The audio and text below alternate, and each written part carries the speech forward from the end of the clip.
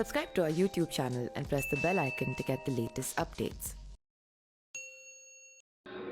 नमस्कार, मेरा नाम पिंटू सिंह यादव है और आप देखना शुरू कर चुके हैं न्यूज लाइव। दोस्तों, बिहार की राजनीति की अगर बात आती है तो बिहार की राजनीति में चाचा भतीजे को लेकर चर्चा होती है और वो चाचा भतीजे पशुपति पारस और रामविलास पासवान के बेटे चिराग पासवान हैं। इन लोगों की बयानबाजी, तुक्काबाजी और किस तरीके से इन दोनों के राजनीतिक रिश्तों को लेकर खटास आई थी, इसके बारे में बखूबी आप जानते होंगे, जिसकी वजह से ये दोनों अलग अलग होने पड़े और दोनों को अलग अलग सिंबल मिला है। लेकिन इस कड़ी में एनडीए का एक बार फिर से चिराग पासवान हिस्सा हो गए हैं तो लगातार हाजीपुर सीट को लेकर अपनी दावेदारी ठोक रहे हैं।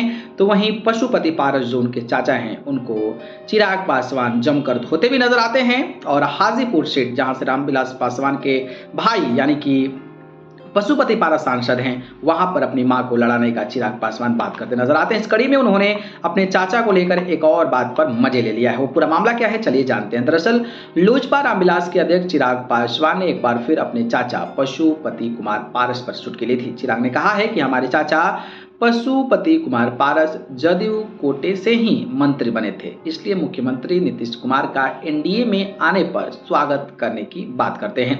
मंगलवार को पारस ने पत्रकारों से कहा था कि एनडीए में नीतीश कुमार के आने पर स्वागत है। इसी बयान में बुधवार को चिराग ने अपने चाचा पर चुटकी ले लिया।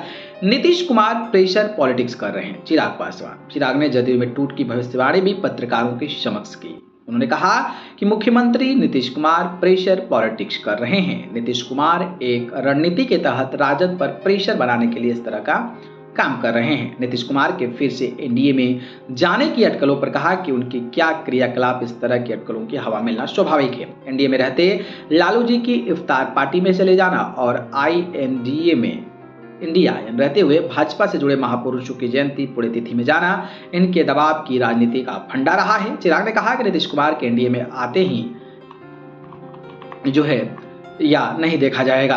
वहीं बात करें तो अब वह भाजपा के लोगों से नजदीकी होने का दिखावा कर रहे हैं। चिराग ने जदयू की पूर्व विधान परिषद रणवीर नंदन से संबंधित इस्तीफे के सवाल पर कहा कि देखते रहिए, धीरे धीरे जदयू पूरी तरह से टूट जाएगी। वहीं बात करें तो महिला आरक्षण पर भी चिराग पासवान ने बोला है। उन्होंने कहा कि लोकसभा और विधानसभा में महिला आरक्षण के भीतर ओबीसी की हिस्सेदारी की बात हम पहले से ही करते रहे हैं और हमें उम्मीद है कि प्रधानमंत्री इस मुद्दे पर रचनात्मक विचार जरूर रखेंगे।